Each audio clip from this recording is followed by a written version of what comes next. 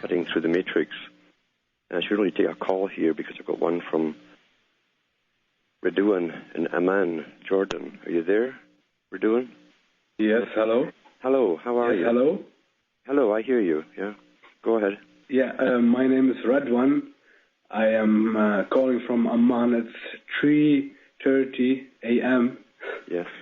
So I've been considering this call for a while. Actually, I only wanted to ask you for some feedback. A few months ago, I sent you a box from Jordan Post. That's right. I got it too. Yes. Yes. Okay, that's actually what I wanted to know, because I was guessing if you had it or not. Yes, that was one that you. It's a substitute for toothbrushes. It's actually better than toothbrushes, and they use these particular twigs. Yeah. Do you use it? Yes. Yeah, they work really well. Okay, nice. This made my day. Yeah. Mm-hmm. Did you see the documentaries on the DVD? Yes, I did. Thanks very much. It was very good too. Yeah. Okay. Can you tell me something about the Shadows in Motion in short, really briefly? Shadows in Motion. That was one of the most important ones on the DVD. You'll have to go over it a little bit again to tell me exactly what part. Oh, yeah. Actually, no, leave it then. If you don't remember, it's nothing. The book I sent you, did you have a look at it? Yes, I did. Because I already had a copy of that. A question. Because sometimes you talk about Holy Scriptures. Mm-hmm. Can you talk about the Quran a little more? Yes. Because I think there are some Muslims listening to you. Maybe it's important for them to know what your vision is on this one.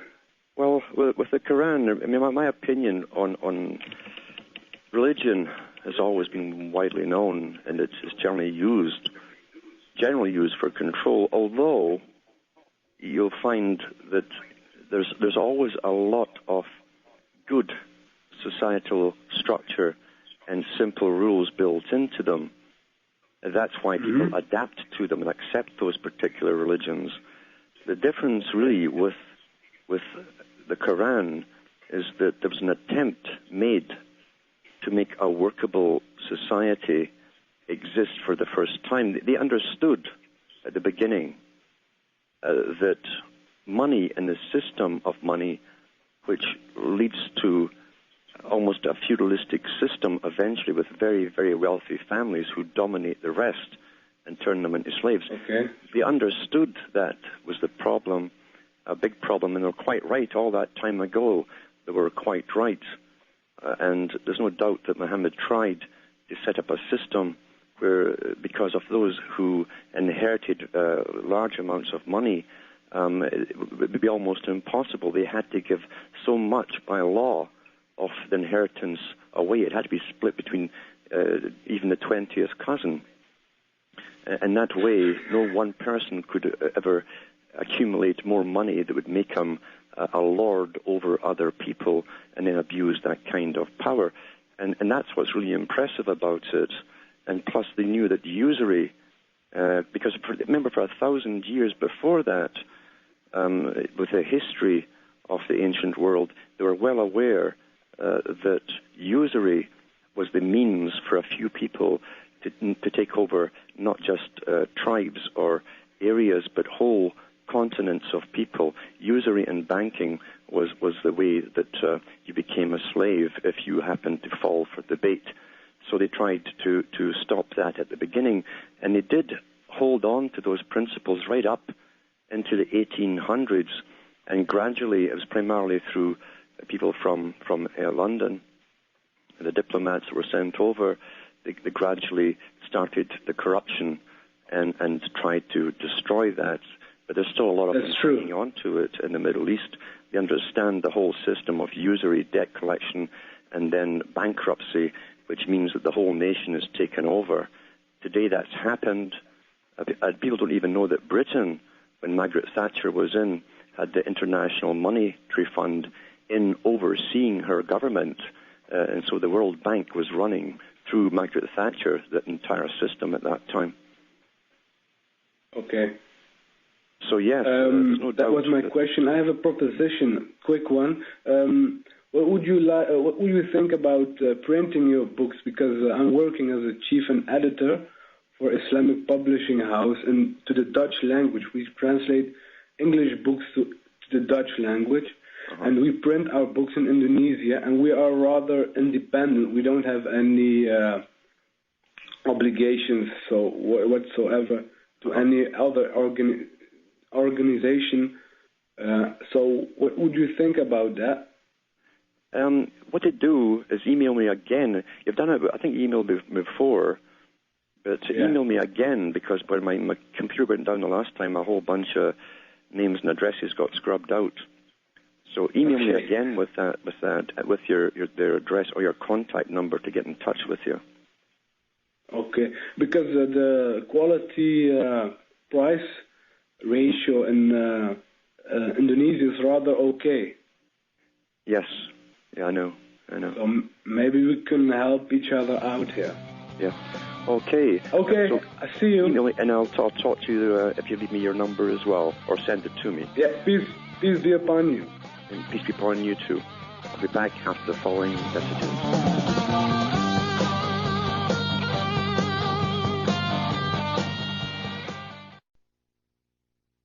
You're listening to the Republic Broadcasting Network, because you can handle the truth.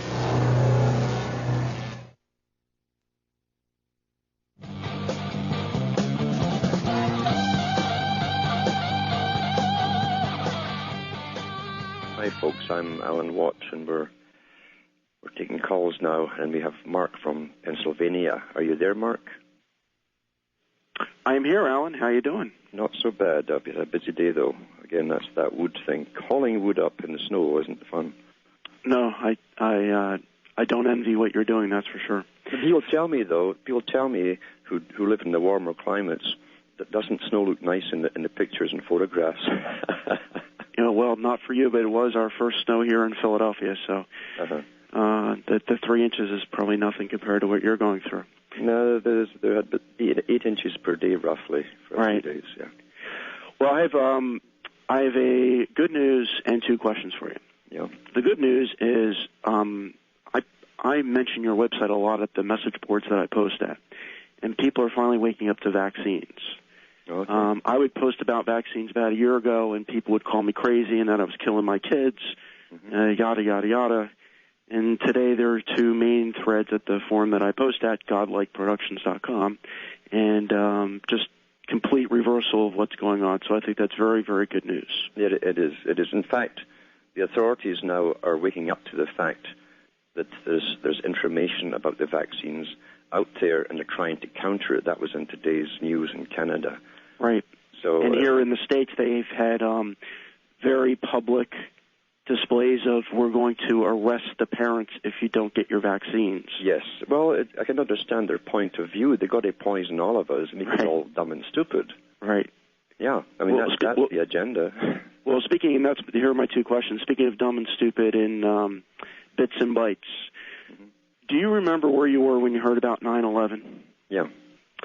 In Canada, did you get the propaganda about going to donate blood to the Red Cross? That came out, the first speech that came out, I was lucky at the time because the TV that I had, old television, broke down that day.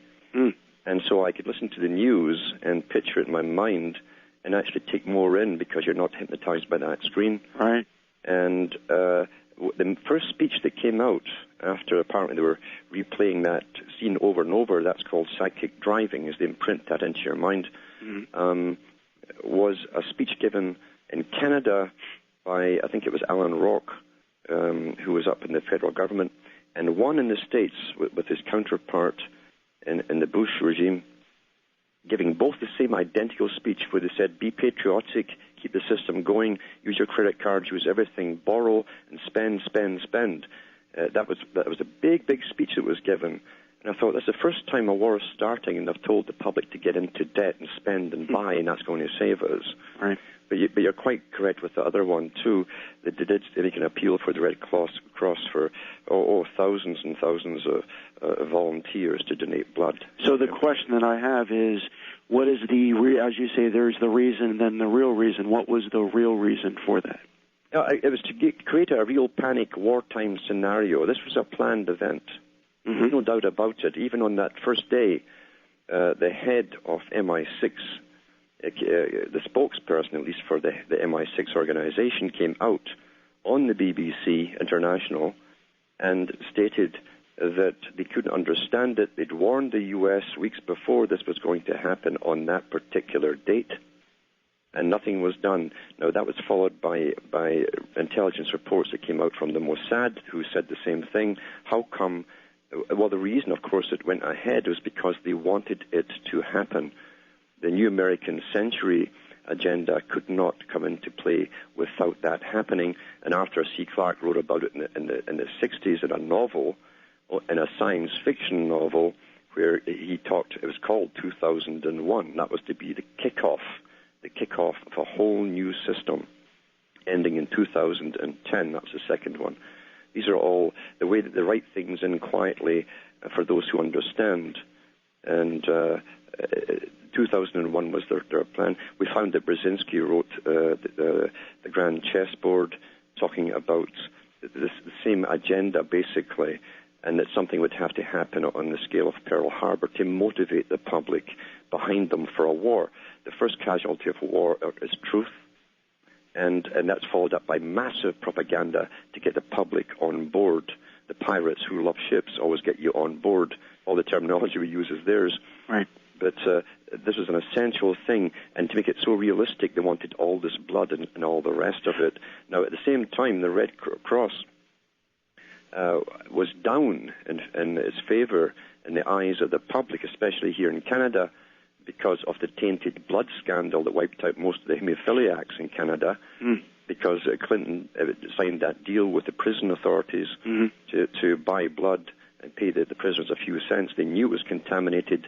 They sold it to Connaught Laboratories, that was set up in World War II as a bacterial warfare organization, right, linked to the government. And so the Red Cross was really down in favor. And because of that whole deal, Barbara Bush was the head, the titular head of the Red Cross at that time. Right.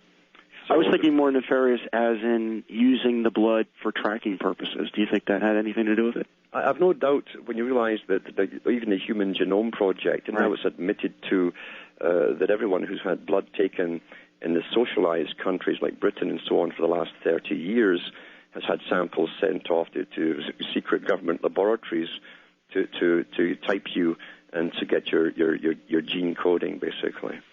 And my next question is from my wife. I apologize ahead of time for this, Alan. Mm-hmm. What happens when you die? When you die? Yeah. All you can really know, there's a difference between belief and knowing something.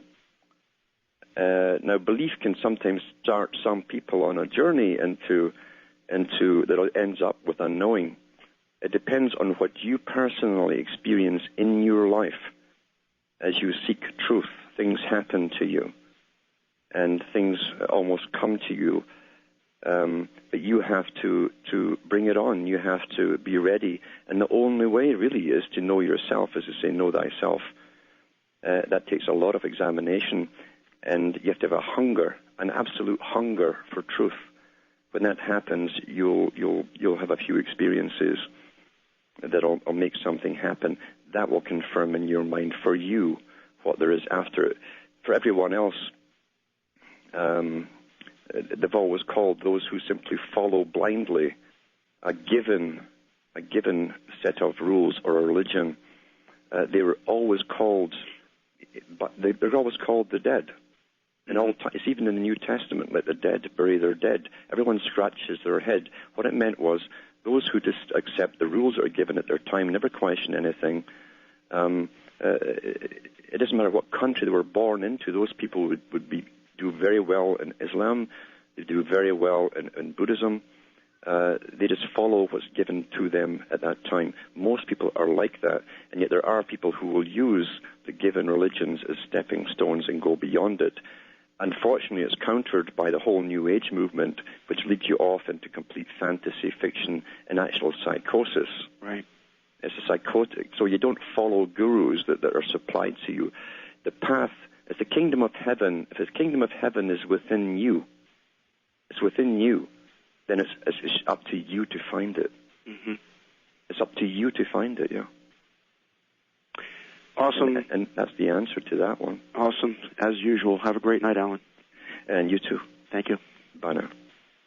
Now we've got Tommy in L.A. Are you there, Tommy? Hey, Alan, you there? Yes, I am. Hey, I just wanted to, I remember a while back you had spoken about the Bronfmans and Joe Kennedy and the liquor trade. And I work in a bar, and so I see a lot of Masonic iconography on the bottles of liquor. Yeah. And I was just wondering, is this just a blatant display of their power over us, over the way they control us? Yeah. If you look at India, ancient India, they talked about a drug called soma that they gave to the public. That's no secret in India. There are various drugs there. The drug in lay you back. Huxley's book. Yeah. And so they've always used drugs with the people, especially when they increase your stress level, or you're half-starved, or you feel life is unrewarding. And so they make sure that there's always something. In the Soviet Union, you had to line up for bread and wait half the day or three-quarters of the day to get some peas to boil at home. But you could always walk into a store and get a bottle of vodka very quickly. Right. That was even shown in Orwell's 1984. So they always make sure there's always a drug for the masses, and for those who don't go for that, they always make sure there's other alternate drugs that are made available to the general public. Right. And that keeps people fairly quiet.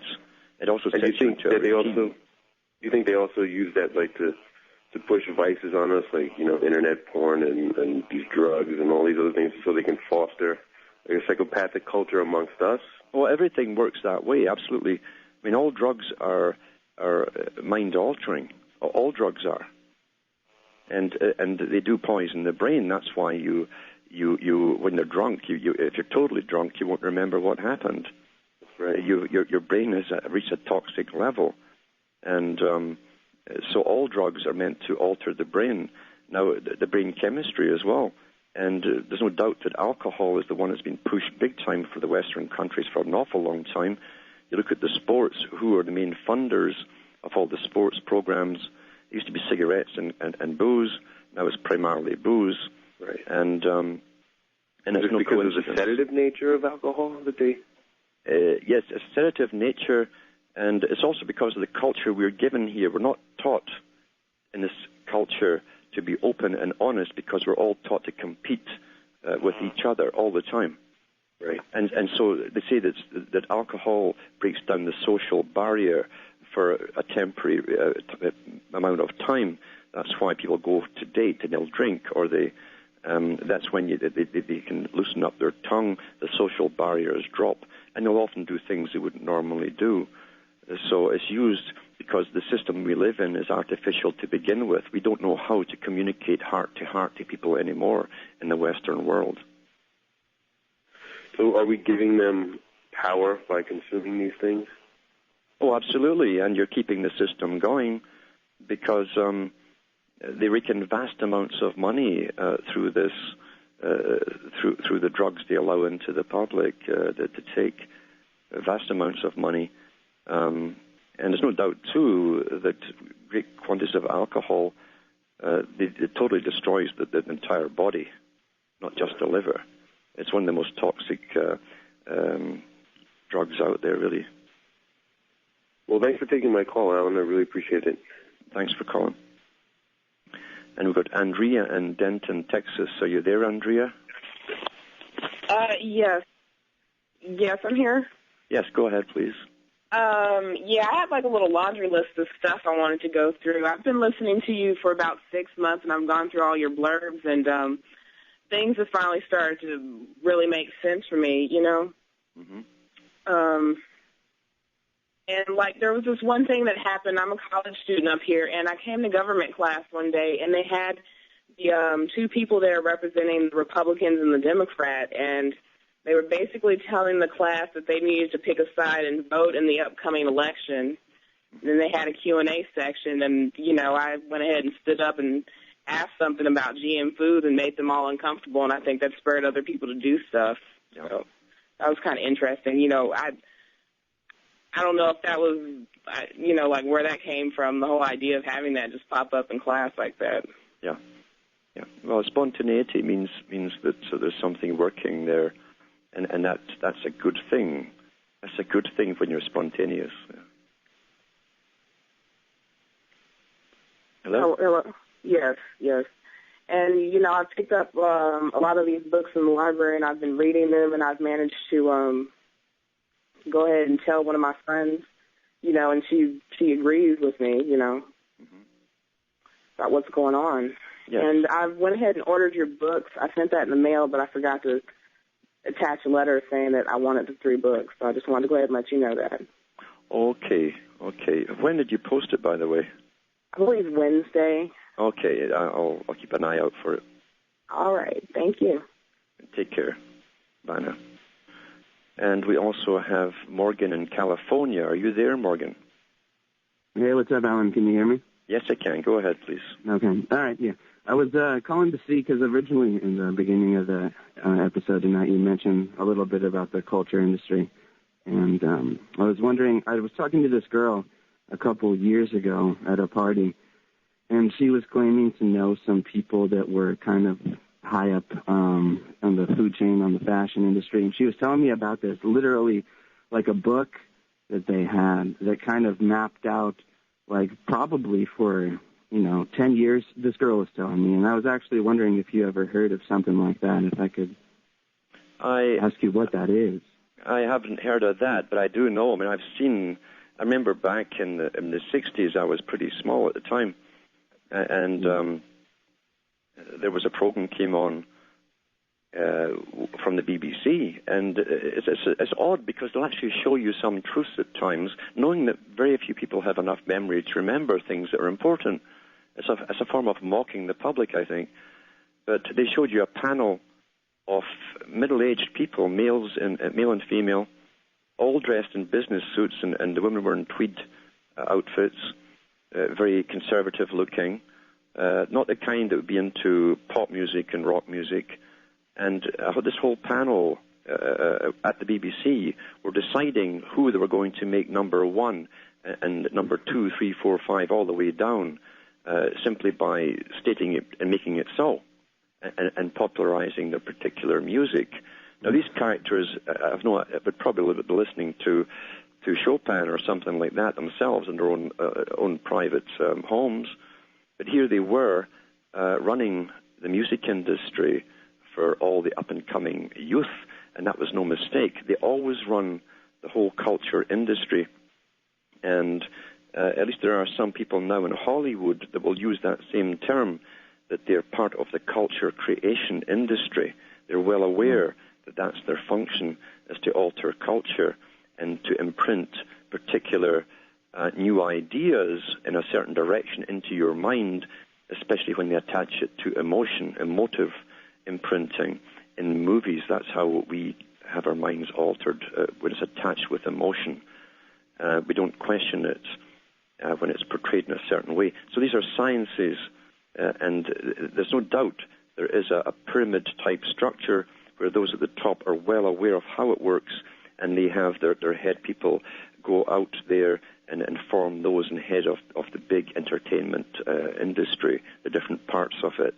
There's no doubt it's coordinated. And I noticed that traveling through Europe as a musician as well. When I saw laws getting passed, I saw the same fad starting in every country at the same time. And that wouldn't happen if they're all independent nations with their own cultures. So I realized there was an international culture industry already working at that time. We'll be back with more after these messages.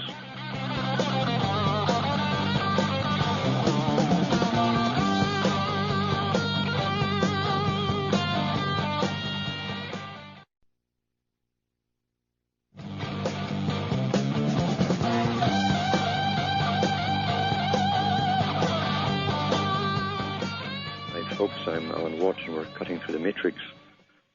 And I better take Robbie before we go off for the night. Are you there, Robbie? Hello, Robbie? Is he gone? I guess he's maybe gone. I know there were more people calling in, but I haven't got them up on the screen. Okay. Well, I appreciate you taking my call. Yes. Where are you speaking from? Missouri. Missouri, yeah. We've talked before. Yeah. Yeah, go ahead. I am catching on to you real fast. Mm-hmm. What I haven't heard you mention, I even went back to Jackie's shows and so forth.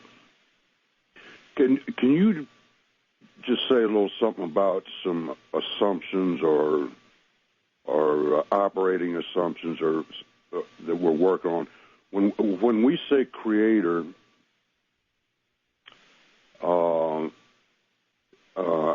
I'm thinking that this was a benevolent, nice guy. It's not a B.F. Skinner guy chasing us around. I've heard you say we were created with a purpose. Mm-hmm. Hopefully. Hopefully. So on and so forth. So did we kind of all start out even years back, and then I can see, I think I see that we started out even, and the psychopathic tendencies is almost a natural selection, and once they get that going, everything adds up to the matrix has been enhanced with technology. That's right. In other words, a deviant system, exactly, incredibly cunning, took over a long, long time ago and basically gave to the people that it ended up ruling once it introduced this odd commodity called money and debt and bankruptcies and so on. It gave the cultures to the people and trained the people to believe it was all quite natural, this cutthroat system of winners at the top and lots of losers at the bottom. They've hoodwinked us now. I mean, exactly. But I would think that maybe a couple gazillion years back, we were original people. We were in communion with the Creator, kind of knew what we were supposed to be doing, and it's hard to tell just what it is, but it's not what we're doing now. It's not what we're doing now because in order to think beyond all of the world's things, you have to have peace. And if you notice today, most people have no peace within them Absolutely. At all. The system ensures that you don't have peace. It always keeps you with 100 little fears in the back of your mind on a daily basis. Right. Yeah. So are you saying that's about right, that we started out evil? Well, we have started out even, and perhaps it's time that those who can even it out once again and start rejecting the evilness and the inhumanity of this entire system. Well, I heard you the other night. And, now we're coming up for the last break now, or it's actually the end of the show. So from Hamish and myself up here in Ontario, Canada, it's good night. May your God or your gods go with you.